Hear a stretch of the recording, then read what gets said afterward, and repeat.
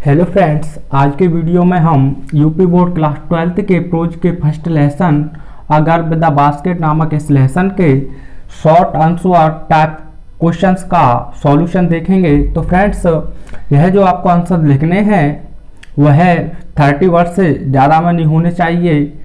तो फ्रेंड्स, यह UP board class 12 के नज़रिए से या दृष्टि से पहला जो प्रोज का लेसन है यह काफ़ी महत्वपूर्ण है। और फ्रेंड्स, इस बार जो शॉर्ट क्वेश्चन पूछा जाएगा आपसे वह 5 मार्क्स का पूछा जाएगा। तो फ्रेंड्स, बनाने की कोशिश करेंगे। आपको यह ध्यान रखना है जिस टेंस में हमसे क्वेश्चन पूछा जाएगा उसी टेंस में इसका आंसर हम लिखेंगे। तो पहला क्वेश्चन आपका, where was the writer going, यानी कि लेखक कहाँ जा रहा था। तो लेखक कहाँ जा रहा था, तो फ्रेंड्स इसका आंसर आप इस प्रकार से लिख सकते हैं। सबसे पहले आपको सब्जेक्ट लिखना है। क्वेश्चन में से आपको आधा आंसर देखने को मिल जाएगा। तो आप लिखेंगे द राइटर, द राइटर। तो फ्रेंड्स, यह आपका सब्जेक्ट हो गया। उसके बाद आपको हेल्पिंग वर्ब दिया है तो आप लिख देंगे वॉच, मेन वर्ब है आपका गोइंग। इतना तो आप क्वेश्चन में से लिख सकते हैं। Subject the writer, helping verb was और going. The writer was going यानी लेखक जा रहा था। तो आप सभी जानते हैं रानी खेत के लिए जा रहा था, जैसा कि पहले ही पैसेज में बताया गया है। To Rani Khet, to Rani Khet, to meet PT Nehru. तो इस प्रकार से आप इसका आंसर लिख सकते हैं। The writer was going to Rani Khet to meet Pandit Jawaharlal Nehru, यानी कि लेखक पंडित जवाहरलाल नेहरू से मिलने के लिए रानी खेत जा रहा था। तो आई होप फ्रेंड्स आपको क्लियर हुआ होगा।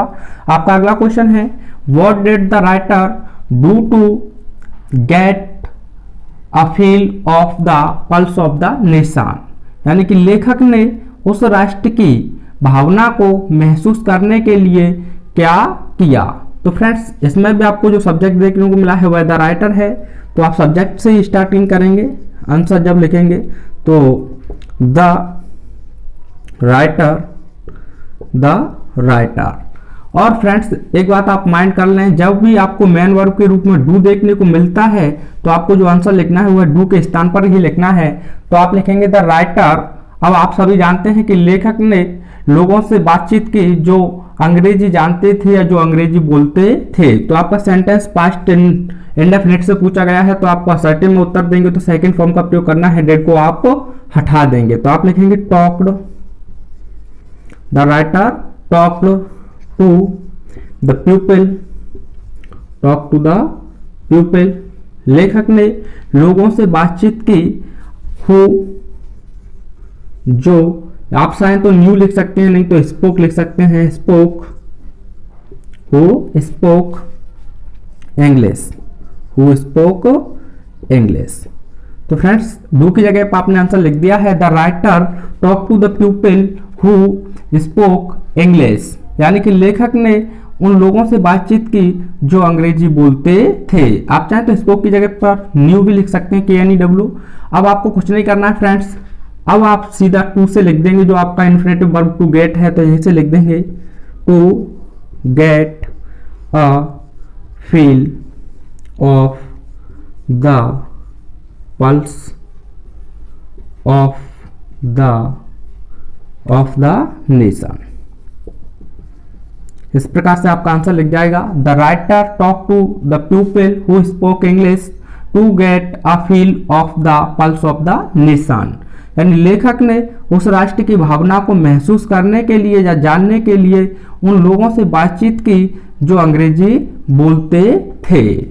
तो फ्रेंड्स, आपका अगला क्वेश्चन है, who were these children selling baskets, यानी कि ये बच्चे कौन थे जो टोकरियां बेच रहे थे।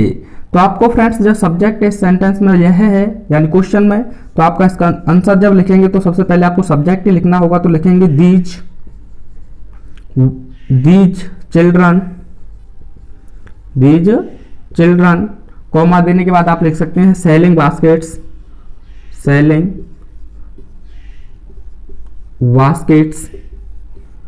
यानी कि दीज चिल्ड्रन, ये बच्चे सेलिंग बास्केट जो टोकरी बेच रहे थे। तो आपका हेल्पिंग वर्ब इसमें वर दिया गया है तो आप लिख देंगे वर। तो आप सभी जानते हैं कि ये उन शरणार्थियों के पुत्र और पुत्रियां थे जो भारत और पाकिस्तान के मध्य विभाजन के दौरान आए हुए थे। तो आप लिख सकते हैं were the sons and daughters of those refugees।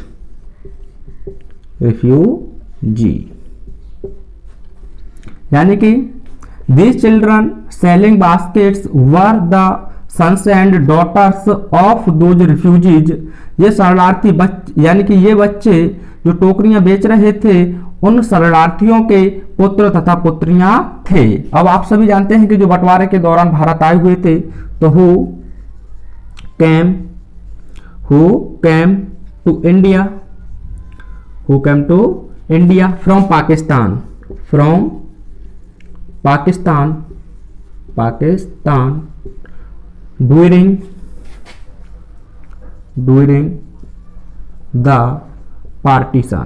during the partition। तो फ्रेंड्स इस प्रकार से आप इसका आंसर लिख सकते हैं। These children selling baskets were the sons and daughters of those refugees who came to India from Pakistan during the partition। ये बच्चे टोकरियां बेच रहे थे उन शरणार्थियों के पुत्र तथा पुत्रियां थी जो विभाजन के दौरान पाकिस्तान से भारत आए हुए थे। तो फ्रेंड्स आप चाहें तो इसका एक स्क्रीनशॉट ले सकते हैं। आगे देखते हैं next question.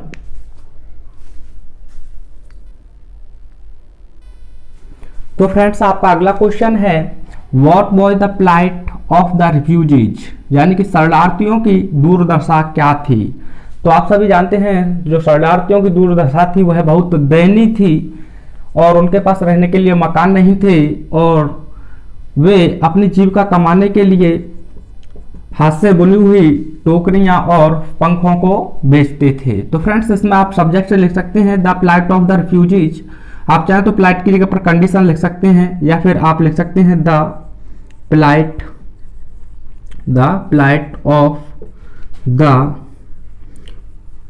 Refugees. The plight of the refugees आपको हेल्पिंग वर्ब दिया है तो इसे लिख लेंगे was. The plight of the refugees was यानी शरणार्थियों की दुर्दशा थी। तो फ्रेंड्स ये है प्लाइट को देखकर वॉज हेल्पिंग वर्ब लिया गया है। उसके बाद आपको लिखना है वेरी मिजरेबल। तो the plight of the refugees were very miserable यानी कि शरणार्थियों की दुर्दशा बहुत ही दयनीय थी। आगे लिख सकते हैं they did not have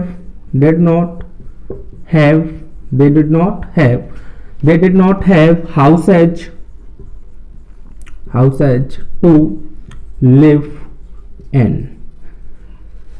They did not have houses to live in और उनके पास रहने के लिए मकान नहीं थे। तो फ्रेंड्स आगे चाहे तो और भी लिख सकते हैं and so they had to. तो फ्रेंड्स हैड टू एक कंपल्सन को शो कर रहा है यानी पड़ता था। Earn they had to earn there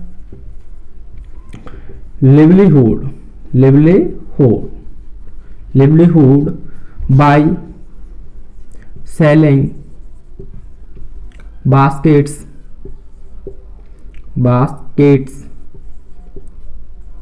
and fans।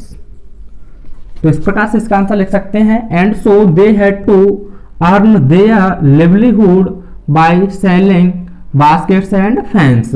और इसीलिए उन्हें टोकरियां और पंखे बेचकर अपनी जीविका कमानी पड़ती थी। तो आपका अगला क्वेश्चन है friends why did the refugee children descend like locusts on the writer, यानी कि शरणार्थी बच्चे लेखक पर टिड्डियों की भांति क्यों टूट पड़े या कूद पड़े।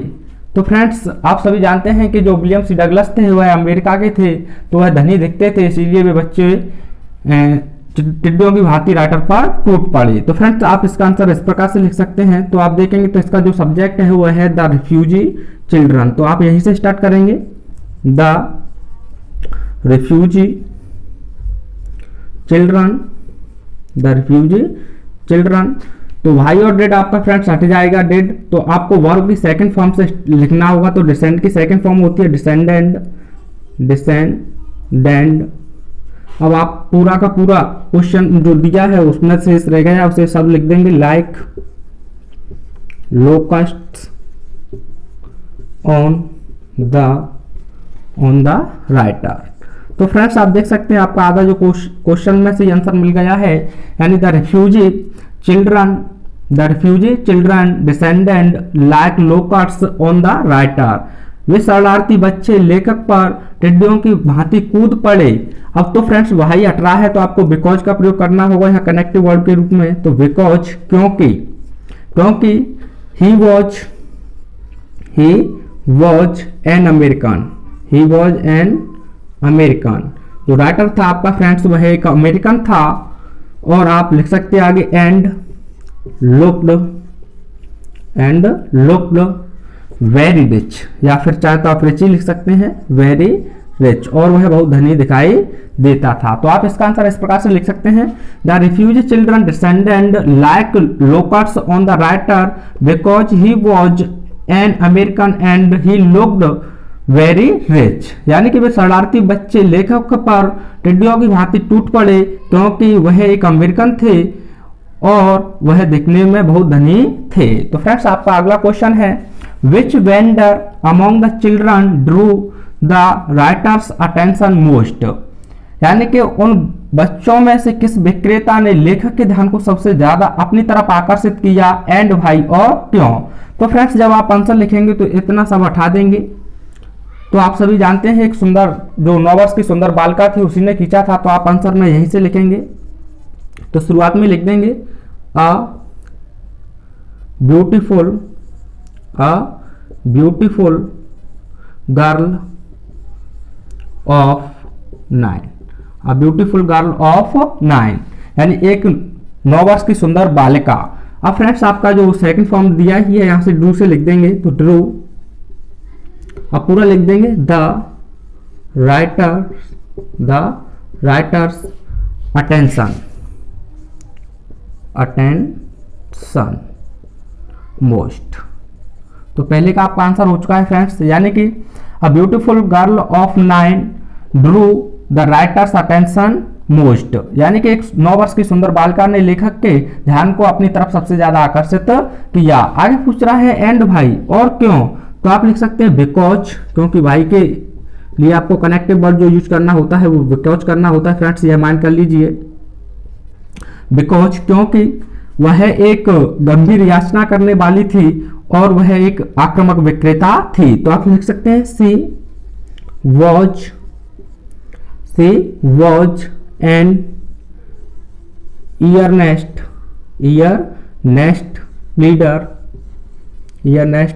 pleader and aggressive vendor। तो फ्रेंड्स इस प्रकार से आप इसका आंसर लिख सकते हैं, a beautiful girl of 9 drew the writer's attention most because she was an earnest pleader and aggressive vendor। यानी कि एक 9 वर्ष की सुंदर बालिका ने लेखक के ध्यान को अपनी तरफ सबसे ज्यादा आकर्षित किया क्योंकि वह एक गंभीर याचना करने वाली थी और एक आक्रामक विक्रेता थी। तो आई होप फ्रेंड्स आपको यहाँ तक क्लियर हुआ होगा। आप चाहे तो एक स्क्रीनशॉट ले सकते हैं। फिर देखते हैं आगे नेक्स्ट क्वेश्चन। तो फ्रेंड्स आपका नेक्स्ट क्वेश्चन है, what were the children selling a railway station according to William C Douglas. यानी विलियम सी डगलस के अनुसार वे बच्चे एक रेलवे स्टेशन पर क्या बेच रहे थे। तो फ्रेंड्स आप सभी जानते हैं वे हाथ से बनी हुई नरकट या सरकंडे की टोकरियां और पंखे बेच रहे थे। तो आपको लिखना होगा, जब भी अकॉर्डिंग देखने को मिलेगा तो फ्रेंड्स आपको स्टार्टिंग वहीं से करना है। तो आप आंसर इसका इस प्रकार से लिख सकते हैं, according to the writer, sorry friends, William C Douglas, according to William C Douglas. उसके बाद आप कॉमा देकर लिख सकते हैं। इसमें जो सब्जेक्ट है आपका दूसरा, द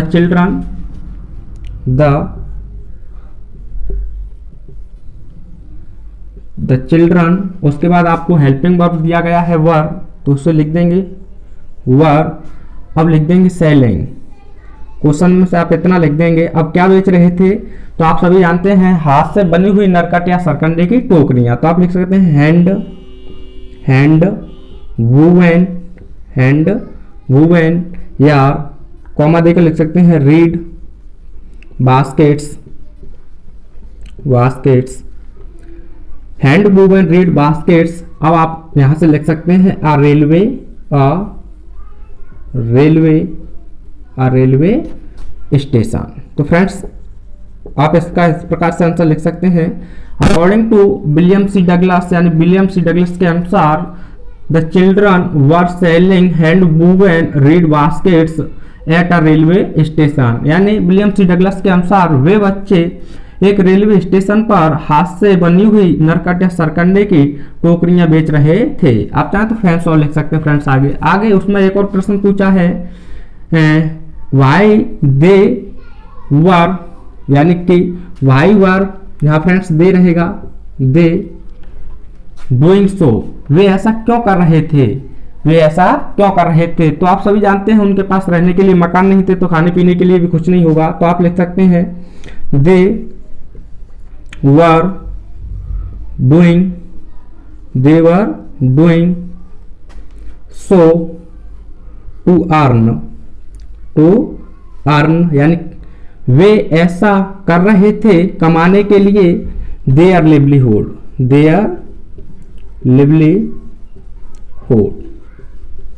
तो they were doing so to earn their livelihood, वे अपनी जीविका कमाने के लिए ऐसा कर रहे थे। तो आई होप फ्रेंड्स आपको यहाँ तक अच्छी तरह से क्लियर हुआ होगा। तो देख सकते हैं आपको लर्न करने की ज़्यादा जरूरत नहीं होगी, आधा तो आप उसी में से बना सकते हैं, कितना भी बड़ा क्वेश्चन हो। आपको अगला क्वेश्चन है, व्हाट फोर्स्ड, किसने बाध्य किया या किसने अपनी ओर मजबूर किया, फोर्स किया द राइटर मतलब लेखक को टू बाई खरीदने के लिए द लिटिल गर्ल्स बास्केट, उस छोटी लड़की की या छोटी बालिका के टोकरी को। तो आप सभी जानते हैं कि उस लड़की ने पूरे गर्व और पूरी शान के साथ, यानी एक महिला की पूरे गर्व और शान के साथ उसे जो धन वापस दे दिया था, तभी लेखक ने उसकी टोकरी को खरीदा। तो आप इसका आंसर इस प्रकार से लिख सकते हैं, व्हाट हटा देंगे, यही लिख देंगे द प्राइड एंड ग्रासियसनेस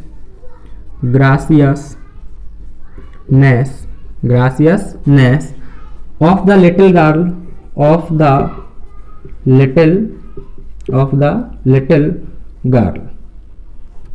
यानी कि the pride and graciousness of the little girl, यानी उस छोटी बालिका के गर्व और पूरी शान के साथ, या उसकी शान ने। अब यहां आप वर्ब से स्टार्ट कर देंगे, forced the writer to by, same लिख देंगे friends, to buy her basket, क्योंकि लड़की थी उसके लिए पजेसिव केस में आपका बास्केट आएगा, क्योंकि द लिटिल गर्ल हमने आगे ले लिया है। तो इस प्रकार से आप इसका आंसर लिख सकते हैं, the pride and graciousness of the little girl forced the writer to buy her baskets, यानी कि लेखक को उस छोटी बालिका के गर्व और शान ने उसकी टोकरी को खरीदने के लिए बाध्य किया। तो फ्रेंड्स आपको अच्छी तरह से क्लियर हुआ होगा किस प्रकार से आप शॉर्ट आंसर लिख सकते हैं। तो फ्रेंड्स मिलते हैं नेक्स्ट वीडियो में और पूरा उसी में